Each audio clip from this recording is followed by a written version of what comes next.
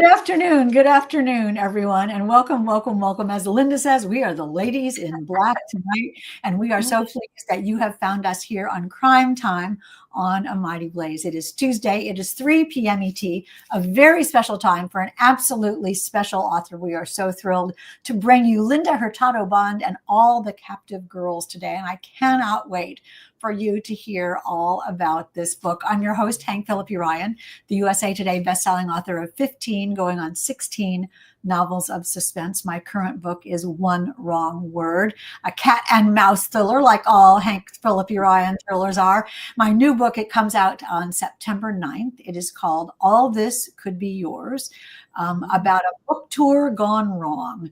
And let me tell you, if you forget what day it comes out the same day as Dan Brown's new book. Wow.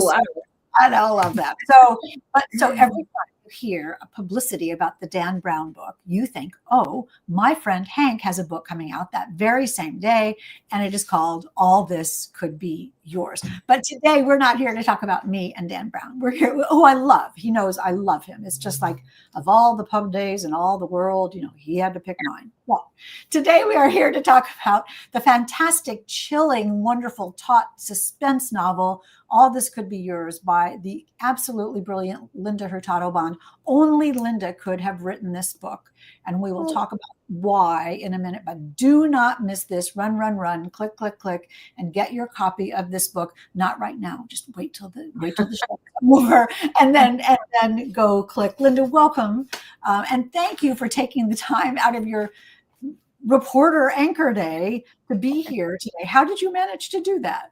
Well, I'm actually working the night shift tonight, so I'm tucked away in a little corner of the TV station. Hopefully no one's going to come in right with breaking news.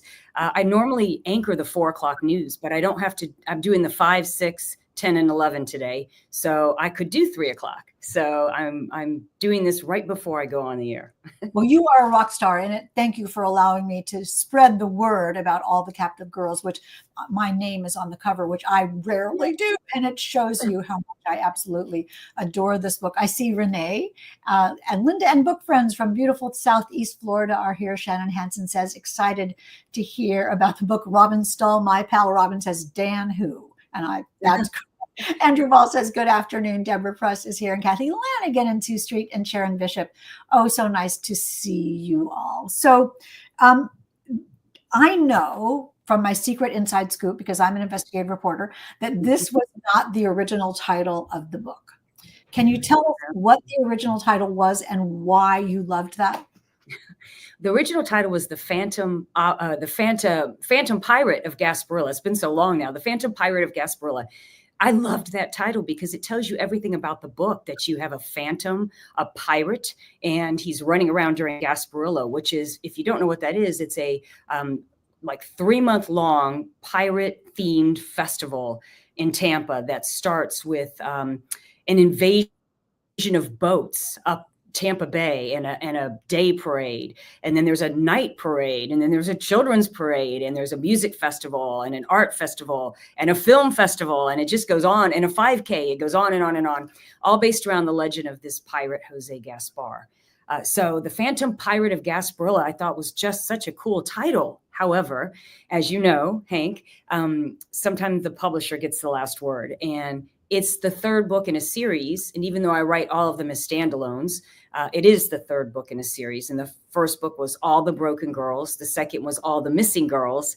And so my publisher said, this book has to be All the Something Girls. You can pick the something, but it has to be All the Something Girls. And so captive, well, the bad guy does hold people captive in this book. But also when the word captive, doesn't it have a pirate ring to it, a pirate theme? So I thought, all right, that'll work. Well, it's funny when we talked, and it does work. I have to admit, it does work. And initially, before we talked, I didn't know what Gasparilla Festival was. I had never heard of it. And it's so marvelous. We can talk about it when we talk about the specific book, that milieu, but you have posted so many pictures of it that I feel like I've really been there. It must be absolutely wild. It's fun. It is wild. It depends on which parade and which festival you go to. There's the children's parade, which is obviously not so wild.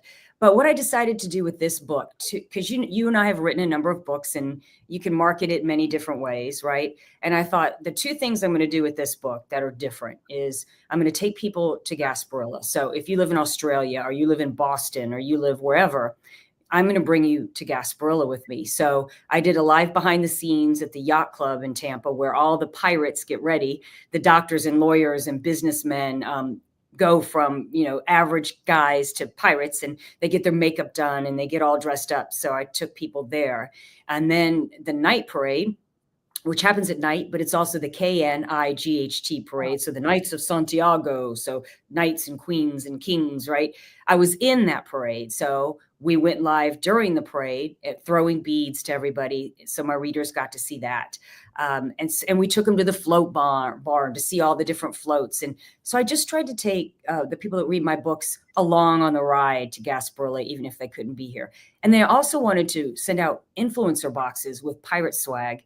And that seemed to be really popular too, to a lot of the book influencers. I'm going to get up. I know I never do this, but I'm going to get up because I thought about that. It was kind of a thank you. While Hank is getting it, I'll talk to you guys. So you have no idea how important you guys are that are watching, because you are how we sell books these days. It's your word of mouth. It's you telling your friends. It's you posting on social media. If you get an influencer box, it's opening it, putting music to it so I can share it and your friends will share it. You really are our voice. And so it was my thank you to the people who have really been great about sharing my work so far. I just sent them a box full of pirate swag. Well, I thank you for this, because there is nothing more fun than getting something like this in the mail. Look at this, you all. It is beautiful, completely beautiful. And I'll open it. Do you mind, Linda? I'll open it right now. Of course. My friend Matt Borick, who I worked with in TV, who was the head of our web department over at ABC, designed that box. So, it's good to have talented friends, right? And then I got it sponsored by Cash Kick. A friend of mine runs a business in Tampa, and he sponsored the box. And then most of what's in it are donations from artists and business people in the community. Like the Columbia restaurant, that sangria mix from the Columbia. If you've ever been to Tampa, you know the Columbia. And so they donated that. And then that great little pouch has some tea by a local business person in Lutz up here in Tampa. And there's a scroll. And then so my friend, the Saucy Queen, that's dip that you can actually make. And she made the little pirate eye patch and added that with it. And there's a scroll in there that has everybody's social media on it, so you can follow all the artists. That's the scroll. The Tampa History Museum gave me that. There's a baseball museum. And so, the Ybor History Museum, I apologize. So yeah, it's just some fun stuff, right? And then there's a little, bandana you can wear on your head if you want, with the eye patch. And I actually had some book influencers do that. They got dressed up, and there's a keychain in there. It's just full of really fun. No. And Sharon Bishop says, I love the book. Sharon Bishop, I'm sure, promoted your book like mad. She is such a stalwart and such a wonderful fan. And the box is great. So thank you for letting me open it with all of you watching. But the jewel in the crown, the feather in the cap, in the pirate's cap, in this. The feather in the cap, as you say. The feather in the cap. I can't believe you perfect. I had to do it, sorry. In every way is this marvelous book. Let me welcome you to A Mighty Blaze, you all. If you are new to A Mighty Blaze, Linda and her hat. If you are new to A Mighty Blaze, welcome, welcome, welcome. As you know, Mighty Blaze was started 5 years ago at the beginning of the pandemic by the wonderful powerhouse team of Jenna Blum and Caroline Levitt to keep us discovering new books and keep us talking about books and reading and discovering new authors, and maybe coming up with a new favorite author. Maybe that'll be Linda Hurtado Bond, or maybe she is already one of your favorite authors. We do hope so. And we are still going strong after 5 years. So let me tell you about our author, who now you can pirate hat your hair while I read your bio. It doesn't do very well on the hair, does it? I'm gonna have to put it back on. It's interesting. I thought, oh, there you go. I thought, wow, she's brave putting a hat over her hair. She's a television. I know, right? Don't do that. Linda Hurtado Bond is an award-winning journalist for Tampa's Fox 13 by day and author of romantic thrillers by night. She has won 13 Emmy Awards. That's a lot. Numerous Society of Professional Journalists and Associated Press Awards, as well as a Florida Bar and an Edward R. Murrow Award. A breast cancer survivor, she's also active in the Tampa community with the American Cancer Society, Hooked on Hope, and the Shoot for Cure, raising money and awareness any chance she gets. She's the mother of four athletes, and an adopted son from Cuba. That's actually 4 people. That's not 9 people. She has a passion for world travel, classic movies, and solving a good mystery. And she is one terrific reporter. I am honored to know you and to be your colleague. So congratulations on your second, I don't know, maybe this is your 3rd or 4th career as a best-selling thriller author. Can you tell us a little bit about this book? So the character's Mari Alvarez. She's a crime reporter in Tampa, and she has been working in book 1 with a homicide detective to try to find a serial killer in Tampa. And then they go to Cuba for book 2. So if you've ever wanted to go to Cuba, you should pick up all the missing girls. And then they come back, and someone from her past who she thought was dead shows up at the children's parade during Gasparilla and sends her a message with a bullet that he's back and then he's coming after her. So I thought that Gasparilla would be such a great place for a killer to hide in plain sight, because you saw the hat and the eye patch, and you could put makeup all over your face and fake blood, and you hear a gunshot and you turn around and everybody looks like the bad guy, right? They've got fake guns and swords, and so I just thought it would be like a perfect place for a killer to hide in plain sight. So I wanted to set this cat and mouse game between a killer and a reporter who he's trying to seek revenge on in Gasparilla. But I also wanted to add another element, and that's the element of artificial intelligence, because it's so relevant. With that, let's get to this part. Let's get to the first part of the story first and go on to the AI part, because that is something that really sets this book apart. You must have done a lot of research about it and also gotten very scared about it. But let's go back to the main plot of it, the serial killer and your absolutely riveting opening scene. Can you tell us a little bit about that and why you decided to start with that? Well, I can tell you I was a little bit nervous when I decided to start with that, because thank goodness all the parades have happened and everything was safe. I didn't want to be like, a blueprint for anybody's real life actions. But the children's parade, you would think, is like the safest place in the world, right? And you take your kids there. But today, is any place safe, really?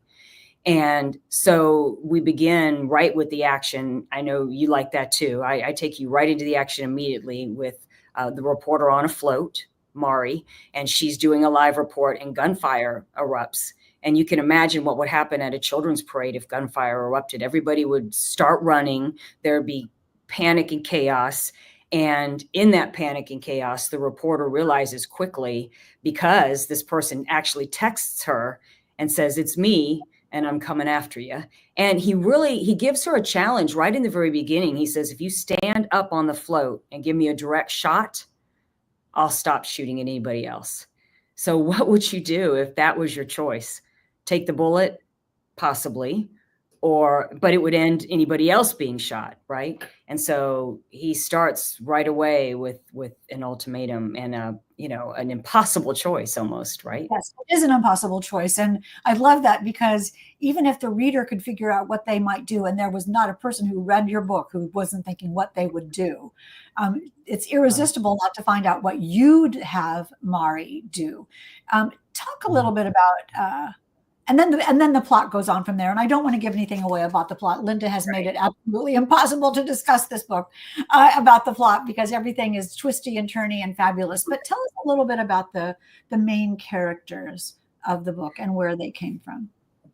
Yeah, I wanted to Mari's a little bit like me. She's a feisty news reporter, but I wanted to make her perfectly imperfect, like a character that people could relate to. And so whether or not in that very beginning image, when you go through a traumatic situation like that, sometimes what you remember is correct and sometimes it isn't. It's like breaking news situations. Sometimes facts change, things change.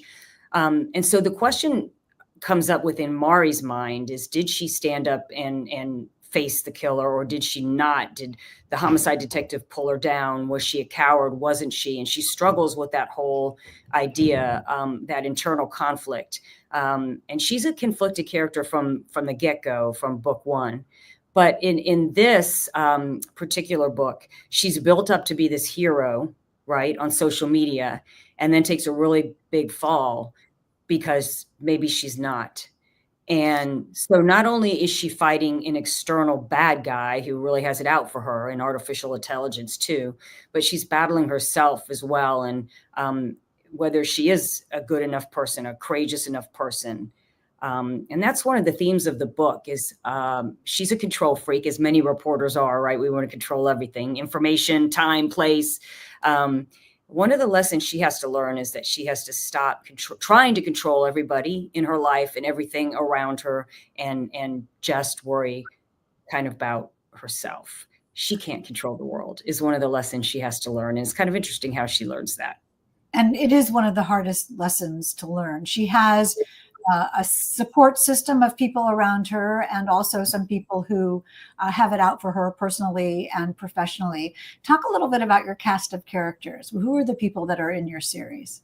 Okay, so there's Tony, the homicide detective, who is that solid guy that has this great heart, like he cares for his grandfather and has a close relationship with his mother. He's got that great Latino family bond, but he's also kind of that tough Latino guy, so a little bit macho, and there's a wall. And there's been this slow burn romance between them from kind of the get-go, but it's not going fast enough for Mari. She's just doesn't understand what the wall is and why he won't, he's got his own issues of why he won't let it down and let her completely in. So you see that tug of war going on. Then there's a female reporter that works at the TV station that is, 20 years younger, or maybe not 10 years younger, and, would really like her job. And so there's that competitive edge. And is she out? Is she working with the bad guy to get Mari, or is she not? You don't really know for most of the book. And then my publisher had said, when I started writing this series, no romance, because I started writing romantic suspense. I love a good romance, but they were like, this is a thriller. There's no kissing, no romance. And I said, well, this is the third book, and probably unless Amazon or Netflix picks it up, it's probably going to be the last book in the series. So I'm throwing in some romance. So I introduced Matt, who she called right away Gift of God, because he's that flamboyant cop that guy's the hero, comes in with a cape, literally, because it's the Gasparilla parade, and he's like a pirate with a cape, great body, probably, sweet talker, probably good lover, all of that, right? But he's just a little too much, and he's probably going to break your heart because he's a player, but he's so much fun, and he says all the right things. So you've got these two extremes, these two guys that are totally different, and she finds herself attracted to both of them, and they both play an integral part in solving the mystery along with her. So I just love a good triangle sometimes, Oh, definitely so. Absolutely so. And I know that the younger reporter trying to take one's job is completely wholly imaginary, completely. No one would want to take my job, would they? And she also has a wonderful family involved. Yes. That's everybody's family is important, but in the Cuban American culture, particularly, it evolves around, abuela, the matriarch, and the abuelo and the patriarch of the family. And everything happens in the kitchen, while abuela or mom is cooking dinner. And she has a sister that she's really close with, because her sister becomes the last living member of her particular family. But they've had, like a lot of sisters do, kind of a love-hate relationship and a head-butting relationship for many years. And that is a thread in the books as well. And so one of the things she really wants to resolve in this book is her relationship with her sister, and to grow that strong again like it was in the beginning. I love how you balance the personal and the professional in this. It really, the Mari's personal life and Mari's professional life is so realistic, the way that she has to juggle the needs of both things. If you all just joined us, we're talking about the fabulous All the Captive Girls by the marvelous Linda Hurtado Bond. And I forgot to tell you, in all the joy over my opening that gift box, that Linda is giving away a copy of this book. Not this one, since I am keeping this one, but you'll get your very own book. All you have to do is leave a question or a comment or just general adulation and approval for Linda in the comments, and the wheel of fun will spin at the end of the show. You're all here. Julie Brinkley says, ooh, I love a good love triangle. Katie says, the love triangle. We should tell your editors this. Mindy Ehrlich says, hi, Hank, Linda, that's great. And here's Katie Crutchfield saying, you got me hooked. Deborah Press says, Linda, you are so sweet. She is. Absolutely. Indeed. Laura Fernandez says, like a girl can't have two. That is a topic. Topic for another day. One of the, you were saying earlier, and I think this is so important, is that each of your, this is a series about Mari, but they are a lot of fun to read separately. So you could run and get all the Captive Girls right now and then go back to the first one. Talk a little bit about how, as a writer, you managed to pull that off. Well, I think when you're told up front that your editor or your publisher wants you to write a series, I think you know that you're going to take these characters on an overarching arc, right? From book 1 to book 3. If you kind of have an idea what that growth arc is, that can happen throughout all 3 books. But I think as a reader, I can't guarantee that I'm going to start somebody else's series with book 1. I might not even know what book 1 is. So I made it my goal to write each of them as a standalone as well. So you'll get enough backstory without it being dumped on you in book 2 and book 3 to know what's going on and to know the characters well enough to appreciate it. And there'll be a different arc and a different journey for all of the main characters in each book. In fact, there's different settings too in each of the 3 books. So they grow each time, and they do grow overall, but you could start with book 3 and that would be fine. Or you could read them in order. And I do that because you just, Hank, you just can't guarantee that someone's going to pick up book 1 first. And also, so you guarantee, and I know that it works, that in each book is a separate and complete story with a beginning, middle, and end, where you have a mystery and it is solved and everything is resolved. Just like real life, Mari's life goes on. It went on before this book, and it'll go on after the book. After all, she's the main character. She's not going to die. And so it takes a certain skill as an author to know how to juggle that. So congratulations on doing that. I wonder how much your life as a reporter informs your storytelling, your entertaining, your having a character that you care about, the beginning, middle, and end. Do you think that your work as a reporter has trained you for that? Absolutely. I mean, I had to do a lot of research for this book on the AI component, especially. So my skill as a reporter helped me with that. It opened doors, obviously, to resources because I know people as a reporter. So I interviewed a lot of experts in crime and AI, policing and AI. And so that certainly helps. I think because you and I are television reporters, you know that we have to tell someone's story in 4 minutes. So I tend to write very lean, which I think you kind of do too. You get to the point rather quickly. So that is a result of my training as a television news reporter, is to keep it to the who, what, why, where, and when, and keep it fast. And when you write thrillers, that helps because you want people to just want to flip through the pages nonstop. And so that skill has helped. I know how to get information. So, I mean, I think they overlap. They certainly overlap every day.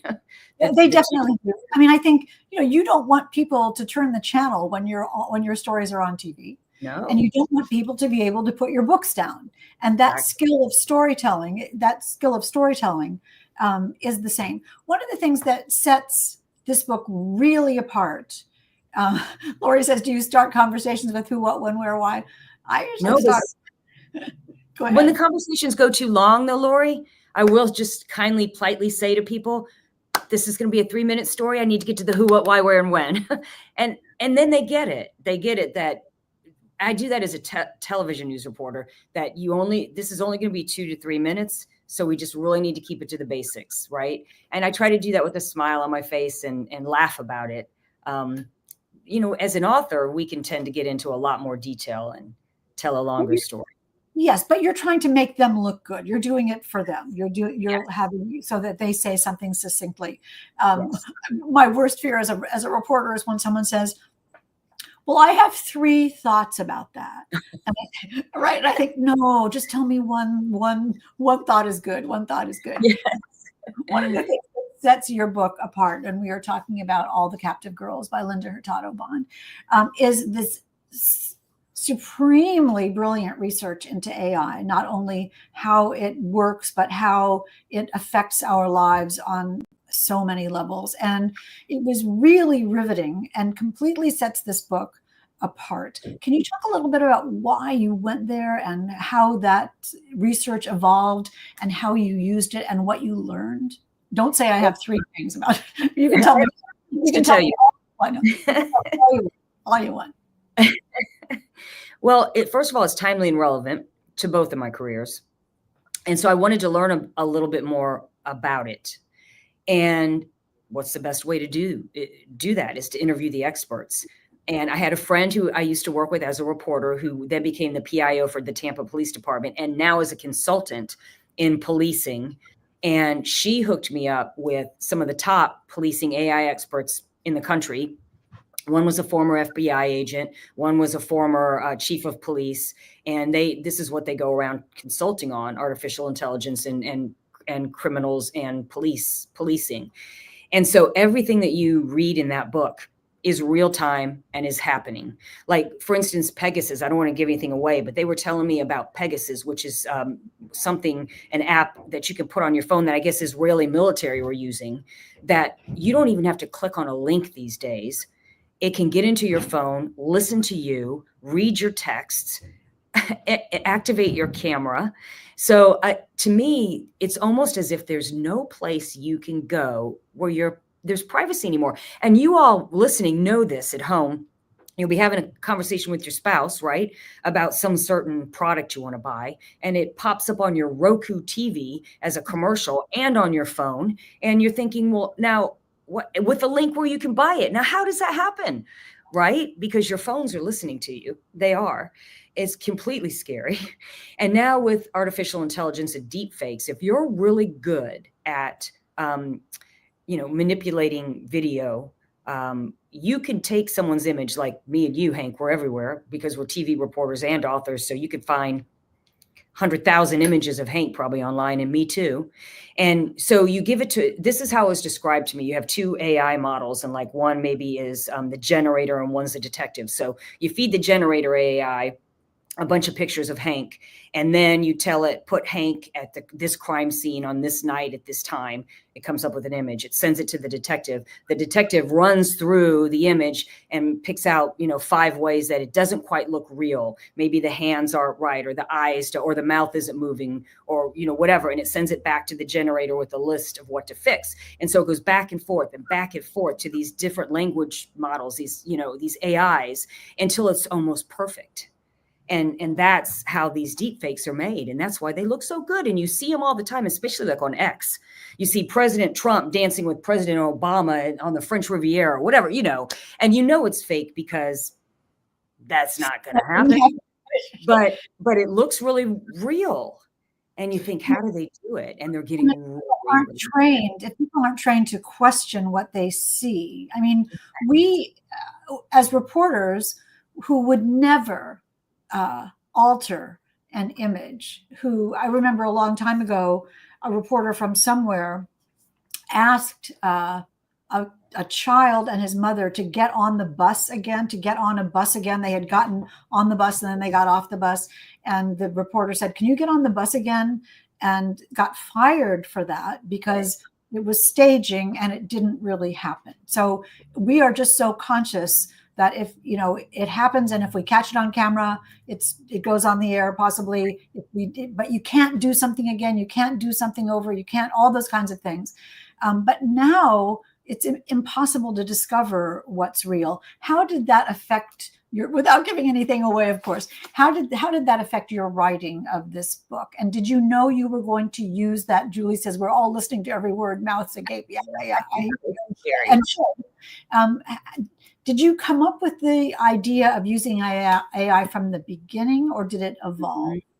I wanted to use it from the beginning, but I learned all the information in the book from the experts I interviewed. I had no idea, I didn't know about Pegasus. I didn't know about deep fakes and how they worked. I didn't know that literally these days, police officers can track you from the moment you leave your house using Ring cameras to when you get on the highway using cameras up on the highways there's so many cameras everywhere that now police, they can track you from the time you leave your house to the time you get to wherever. And your iPhone, your kids can track you and your spouse can track you. Well, the police can track you too.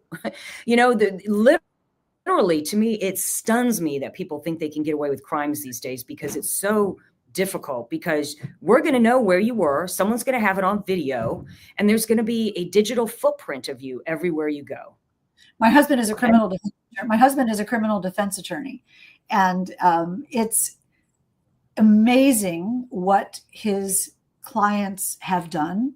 They think that people won't be able to read their texts. Right. If you're going to rob a bank, don't text somebody about it. Don't put it on Facebook. Even if you take it down, they're going to know. Word to the wise. He has a client who supposedly was charged with murder, first degree murder.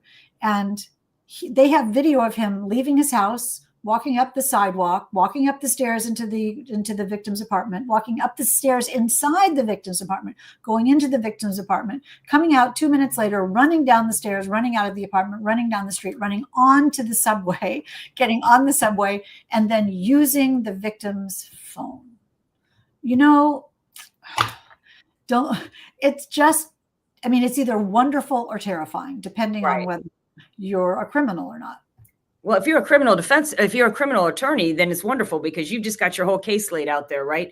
But if you're someone doesn't like you and they want to start making it look like you're they can send texts and make it look like you sent them.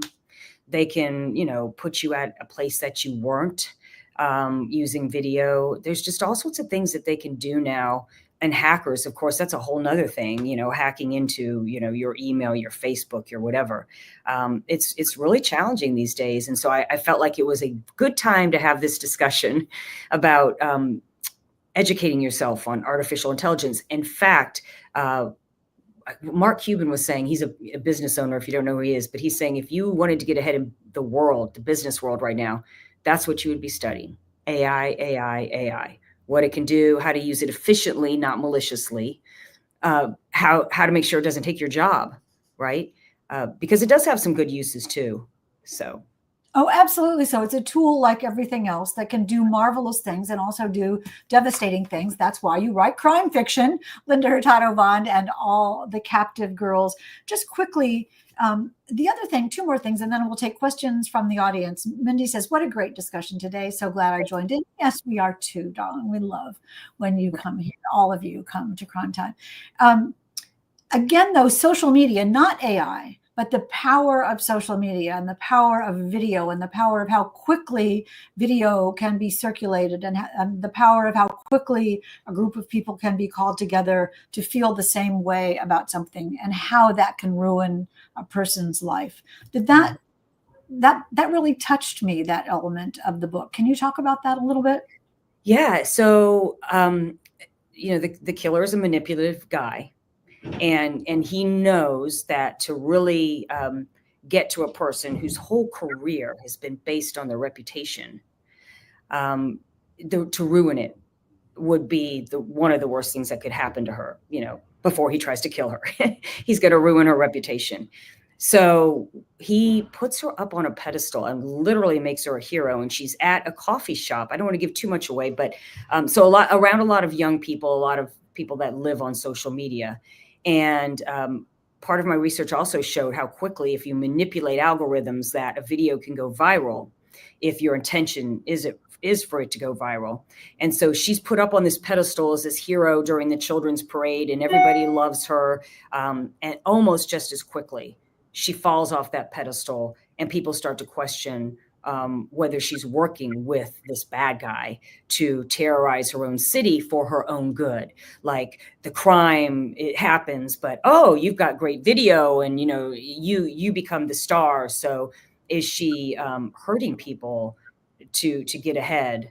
And he really does a great job of ruining her reputation and kind of like making you question yourself, which is what, if you know anything about narcissism, my bad guy is a total narcissist, and that's what they'll do. They make you question yourself. They make you question your reality. They make you feel a little crazy before you figure it out. And that is the spin he takes her on. Well, it is so, I mean, this is incredibly visual and incredibly cinematic. Oh, before we get to audience questions, I have one more question, and that is, there's something about the architecture of Tampa in this. Is that true? Yes, that's true. How much of it's true, I don't know. So there are tunnels under the streets of Ybor City. And Ybor City, if you don't know what that is, it's kind of like Bourbon Street, New Orleans. And it's close to downtown Tampa and the port. And so rumor had it. So Ybor City is where back in the day, the cigar factories were. So the Cubans would roll cigars, and there was a large Italian population there too. And they had nice brick factories. They're beautiful buildings. But there were tunnels underneath. So some people say those tunnels were just sewage tunnels. But others say they were used by the mafia during Prohibition to take alcohol and other things from the port of Tampa up into these cigar factories and then the hidden speakeasies back in the day. That's kind of the more romantic theory of them. They do exist.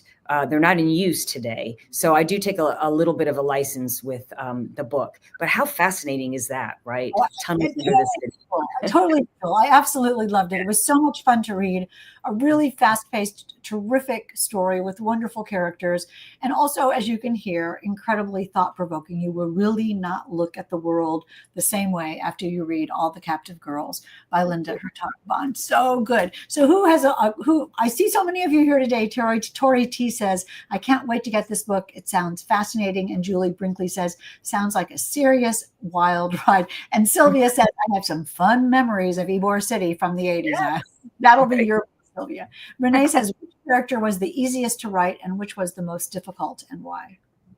Well, the character that the easiest to write was Mari, the crime reporter, because obviously there is some of me in her. So that was pretty easy. The one that was the most difficult to write was the killer, the serial killer, because I don't believe in just writing a bad guy. I think all evil is motivated by something, whether it's a childhood trauma or being wronged in some way. And so my killer certainly suffered some really horrible trauma himself and is not all evil. And starts out really almost like a Batman type character, where in the series he thinks, that he's the guy who's doing the good, and he comes from that angle. And I think it's really difficult to build a villain that you can also have empathy for, who's doing really evil things, but you can. I don't know if understand why he's doing it, but at least show a little empathy for the person that he and his point of view enough to know why he or she thinks that it is something that is good, and that is very valuable. Julie says, where do you get the motive inspiration? What a good question for the characters. Yeah. So Mari rhymes with sorry. Marisol was always like, I thought, a very Cuban American name, and I wanted to use it. And then I came up with Mari rhymes with sorry because everyone reads Mari and thinks it's Mary or Marie. And so to let my readers know how to pronounce it, I had her tell the detectives when they were first butting heads, it's Mari rhymes with sorry, which will be if you continue to mispronounce my name. So that kind of, when she said that, it kind of tells you two things about that character. She's feisty. She's going to stand up to you. And number two, she's proud of her Cuban heritage, and she's not going to let you just mispronounce her name. It's not Mary and it's not Marie, it's Mari. So that's the importance of that name. Let's see. I wanted my killer's name just to be an average Joe name. Like I just don't didn't. Yeah. So we're not there. Yeah, I don't want to say anything. So it's just kind of an average name. So yeah, I guess the answer to the question is yes, I do put thought into the names. They're named. The characters are named that way for a reason. It's interesting because when you get the right name for a character, you know it. And when you Right. don't have it, you know that as well. We're running out of time. One more question. Katie says, Hey, Katie says, what is your pub day ritual? Gosh, it's different for every book. I haven't figured out what works. Hank, maybe you could tell me. This time, I just spent the day putting together those boxes and sending them out because I wanted this book. It's the third in the series. I wanted this book just to be kind of a thank you to everybody who's been a reader of mine up until this point. And what's so nice about that? When I picture you putting together those wonderful boxes, you get the joy of getting to think about each individual person who will have the fun of opening it, didn't you? I did. And it's been fun because most of them have posted videos as I asked them to, and one of them put the bandana on and the eye patch, and some use music, and some have their dogs in it's just really neat to see the joy it brings people and the different ways that they celebrate getting a book box. And I think I would definitely do it again. It's been such a delightful experience. And not only that, it takes the pressure, maybe is the wrong word, but the focus off of where it is on the Amazon list and where it is on, because I've come to realize in this career as a writer that it's really a marathon, not a sprint. So many of my friends, their books have done well on pub day, but then really hit a stride 2 years later, or get optioned for a movie 4 years later. And so it's really just about building a brand, and a brand that people trust and want to participate in and read your next book. Right, Hank? And just, it's a marathon, not a sprint. So I've stopped believing that pub day is the end all of everything. It's just another day to celebrate being a writer. Oh, that's perfect. That is so lovely. And I will think about that on Dan Brown's pub days. Let's give away a copy of Linda Hurtado Bond's All the Captive Girls. And what we will do is spin the wheel of fun and see who's going to be the lucky winner. I think we should have pirate music. I don't know whether we're going to have pirates of. I'll put my hat on and my glasses so I can see. I am a pirate king, and we will see who is going to win this. And the winner is Shannon Hansen. Shannon. That I call her Shanton because on my very first show, she was in the comments, and I was so nervous and excited. I was talking really, really fast, and I saw Shannon Hansen, and I said Shanson, and so she's Shanson for the last 5 years. So I love Shannon Hansen that you won. That's marvelous. The rest of you, thank you so much for being here. Let me quickly, the fast as I can, tell you that coming up next week at 3:00 is Andrew Luddington and his new Splinter Effect. He is a debut novelist from Minotaur. Splinter Effect is a terrific time travel book, and you will not believe where the hero, whose name is a rabbit, where he time travels to. So you'll come back next week at 3:00 and hear all about that. Then next week at 4:00, Matthew Sullivan's Midnight in Soap Lake, which I'm starting to read tonight. And on the back it says, "Welcome to Soap Lake, a town to rival Twin Peaks and Stephen King's Castle Rock." So what am I getting myself into here? So that we'll talk to Matthew next week at 4 p.m. ET, but do not move, because at 4 p.m. ET in about 15 minutes, we are going to be talking to Tess Gerritsen, the iconic, fabulous Tess Gerritsen, with her brand new The Summer Guests. This is the second in a series. And again, just like Linda's fabulous book, you can read them in any order. The Summer Guests is out today. So Tess will be here on Pub Day. And we have had the joy. I love Tess, by the way. She's so great. I love her.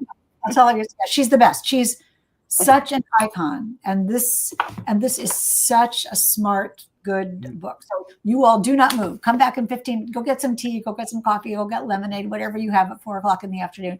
Come back and be here at 4. And meantime, run, click, and get All the Captive Girls by Linda Hurtado Bond. I guarantee you will absolutely love it. Linda, congratulations on this. Thank you so much. It's always a pleasure to talk to you, Hank. And thank you, everybody. I really appreciate it. Have fun at all of your book events. I will come visit you for All This Could Be Yours. I cannot wait. Yes, and I cannot wait to see you. Yeah. And until then, you all remember, it is always safe inside a book. and we will see you on our next show.